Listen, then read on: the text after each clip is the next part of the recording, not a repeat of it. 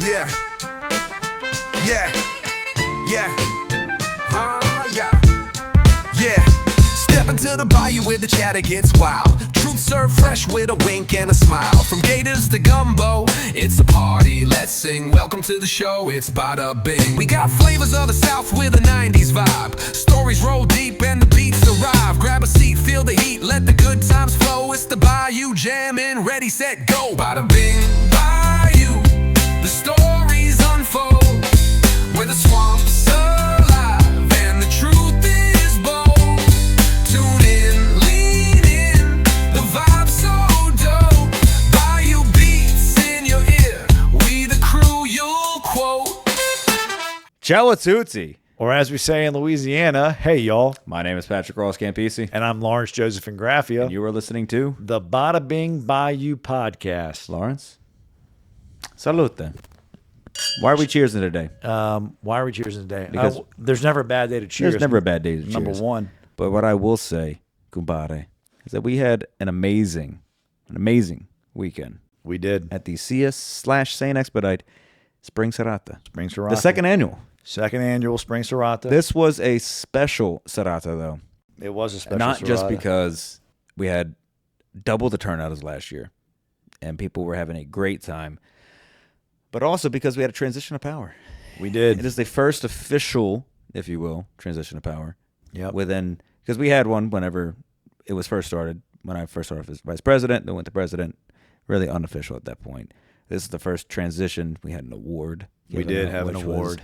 Unexpected, yet greatly appreciated.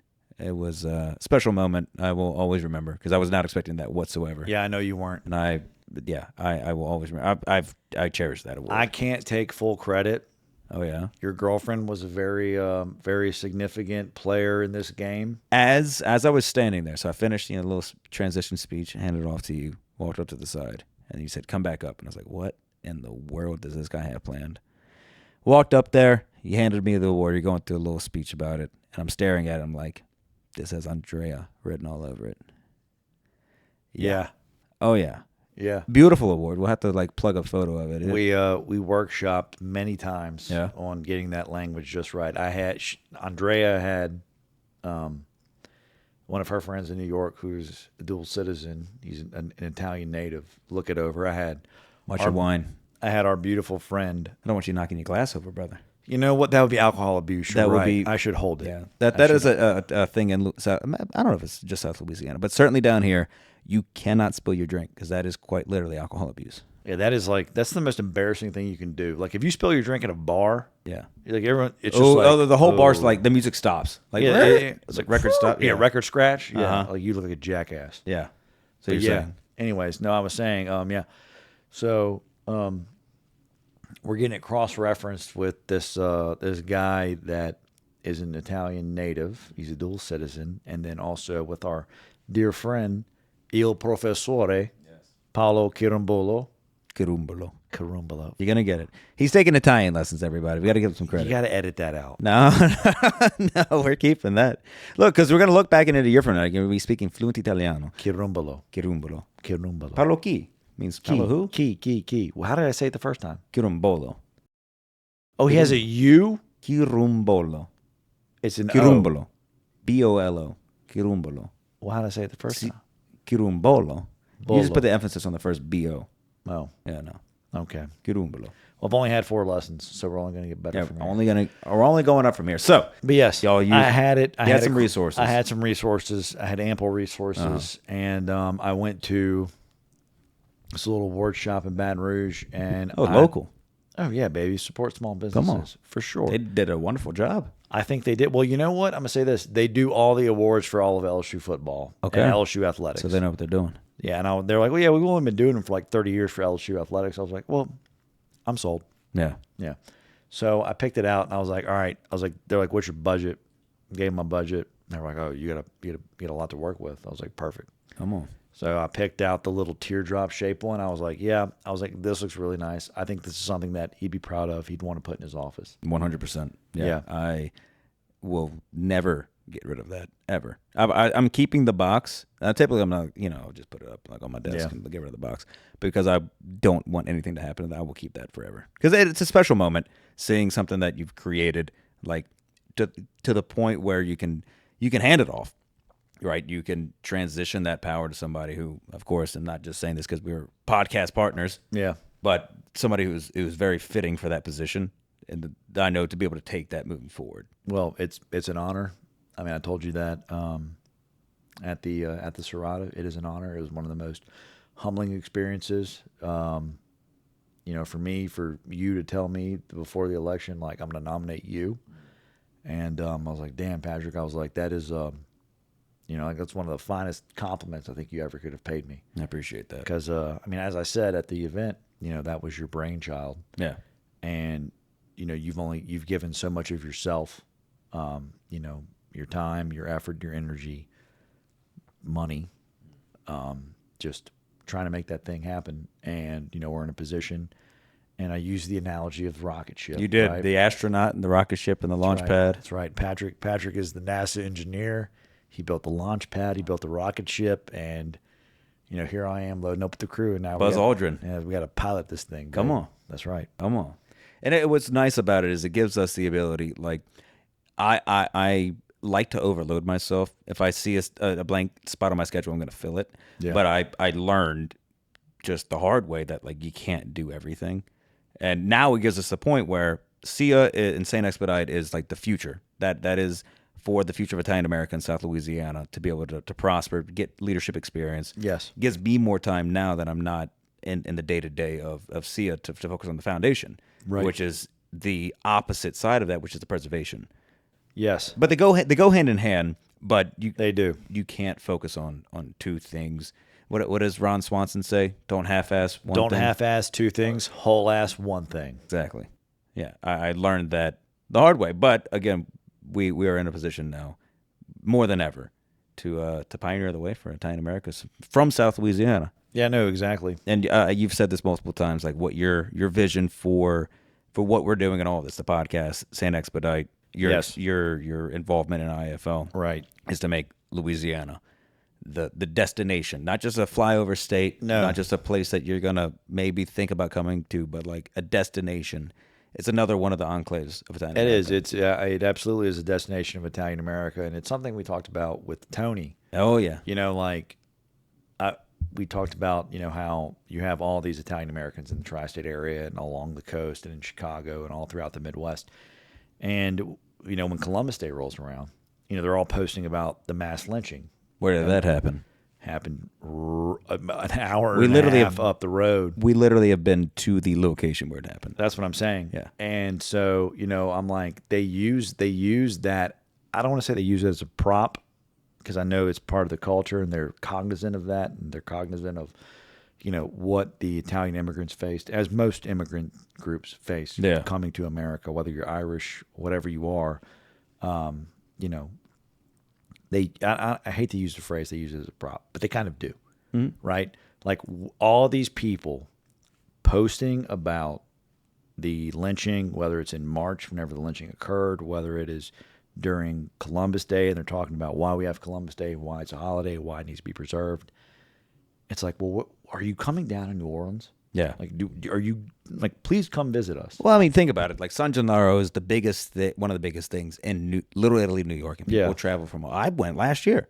Like people travel from all over the country to go visit that for their event that they do, and it's a fun time, very reminiscent. It's like 2 weeks long of the Sicilian Festival and Independence. Yeah, they got the rides, they got the food, they got the music, and all that stuff.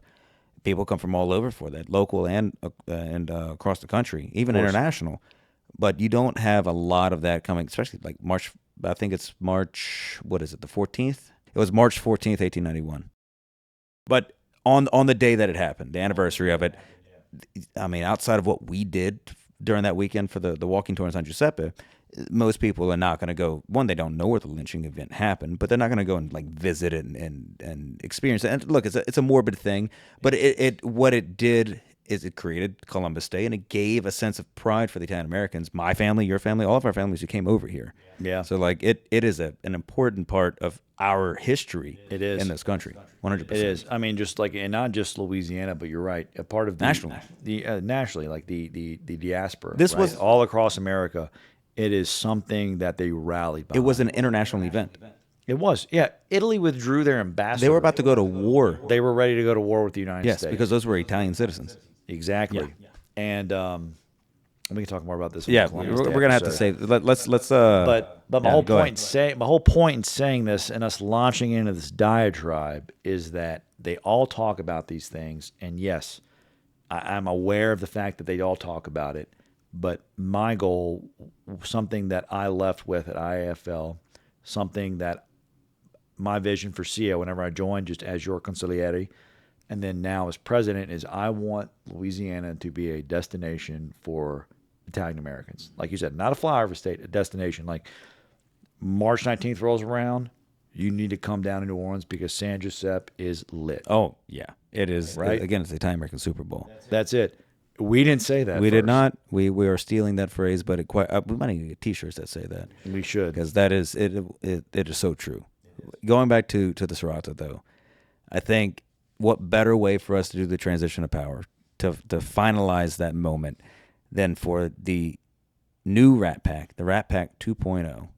The Strunzes, what did Chris call us? The Strunzes? We're the glorified crew. Crew spelled Krewe. Oh, there we go. Come on. A little New Orleans flair to it. What better way for us to kick it off to consummate in some way? Is there another definition of that, or is that the only definition? Maybe that's not the right word. Consecrate. Consecrate? A little sacrilegious. It was a religious experience for me. Yeah, it was emotional, religious. I felt God. Did you? When we all sang "That's Life" by Frank Sinatra. Are you kidding me? Come on, man. Did I feel not God? only have we have experienced that in New Orleans, we experienced that in Baton Rouge. We got to bring it back to IFL. We do. We got to find karaoke in every single Italian American enclave in this country. We're going to travel. Just to do karaoke and sing "That's Life," so that we can say that the Rat Pack has truly visited Italian America. Son of a gun. What'd you call it? The glorified crew. The glorified crew. We're coming to a city near you, so you better watch out. Ooh. Turning it on to Lawrence over here, pointing at everybody with the demands. They're well intentioned. They're all well intentioned. We care about you. I do it because I love you. There's a lot of love to go around. Yeah. Believe it that. That weekend, this past weekend, I'm still recovering from it because I think collectively I got 7 hours of sleep. Dude, I've been absolute ass in the office all week. That Monday, I was a ghost. I was dead to the world. I was one pin stroke away from being like written off as worthless. I got into the office and we have a meeting every Monday morning at 8 a.m. Naturally. Yeah. Get into the office. Yes. So they call me P-Camp because there's 3 other Patricks on the team. Say, P-Camp, what'd you do this weekend? So, just not give it too much. I'm like, we just had an event for the lodge I'm a part of. Gave up transition of power, president emeritus, all this stuff. Yeah. And of course, because Tony posted on Facebook 2 minutes after he posted it, I was getting screenshots and texts. What is this about? Who is this? What's going on? Because it was us, and we're going to have to plug the photo.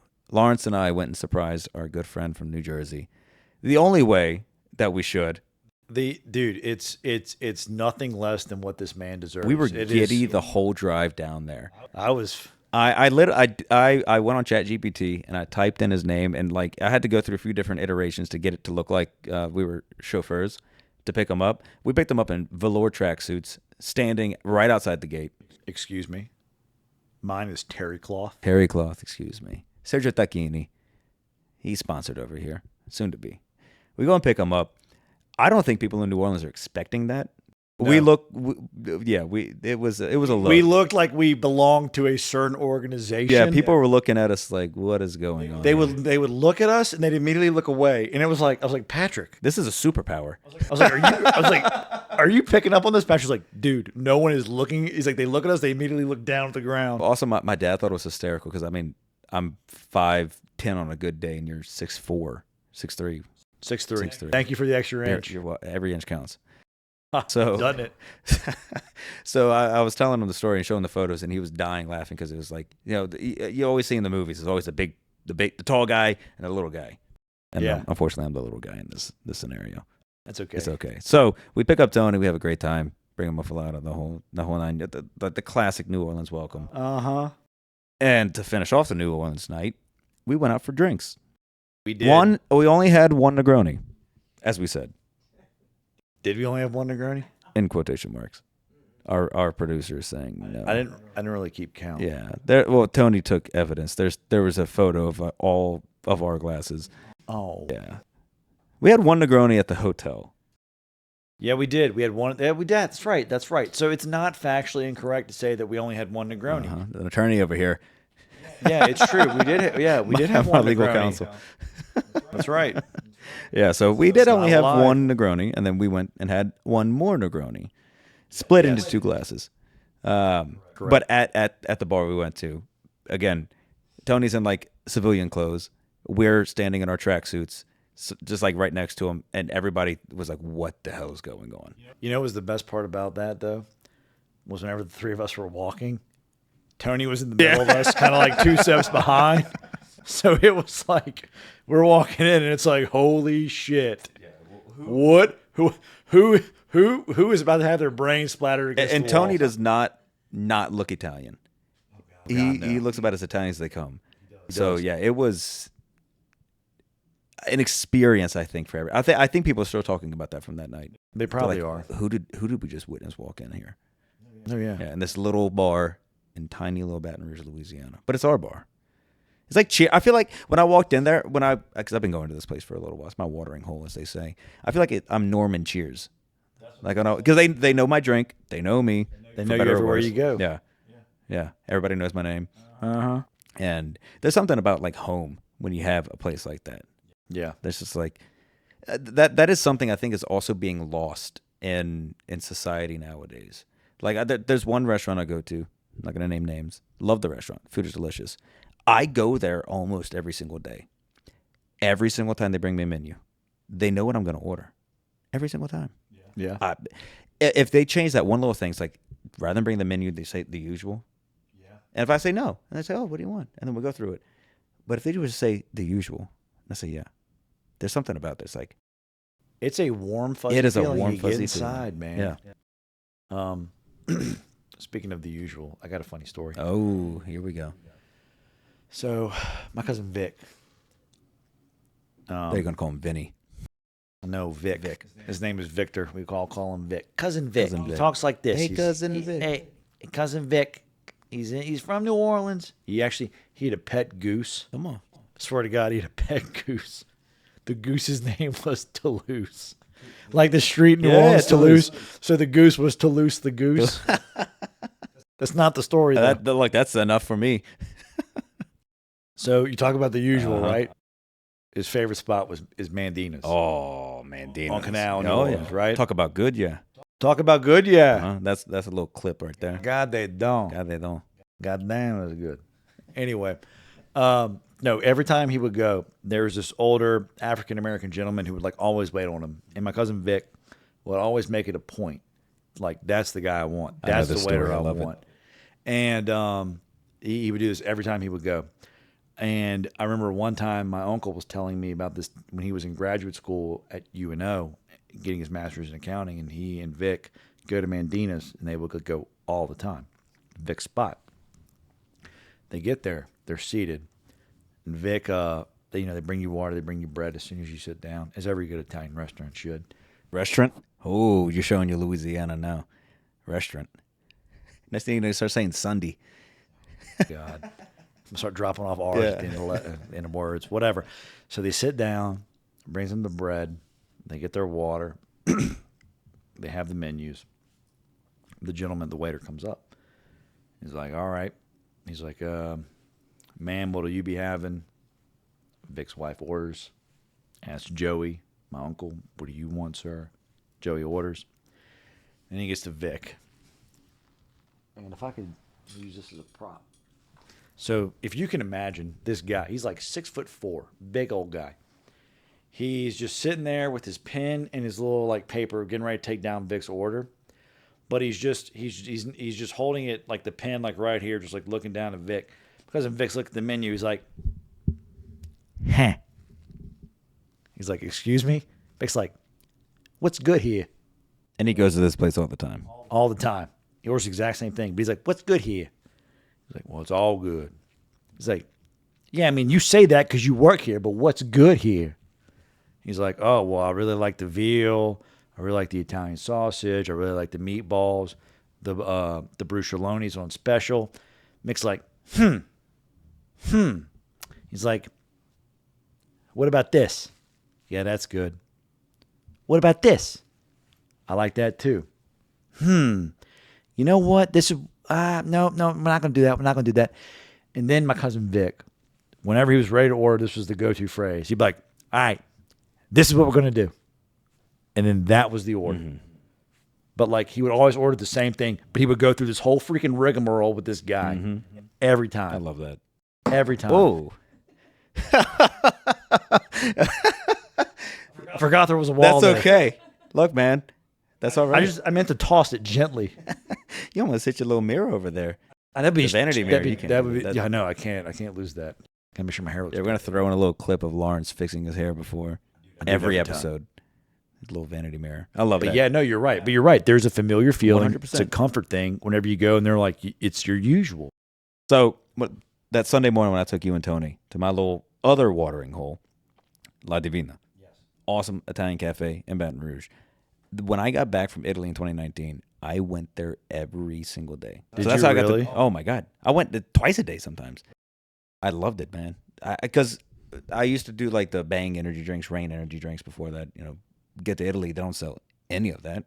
It's all just espresso. So when I got back, I actually like that. It was a whole long story. Basically, we missed the flight, our connecting flight from Atlanta to Baton Rouge, or to New Orleans rather.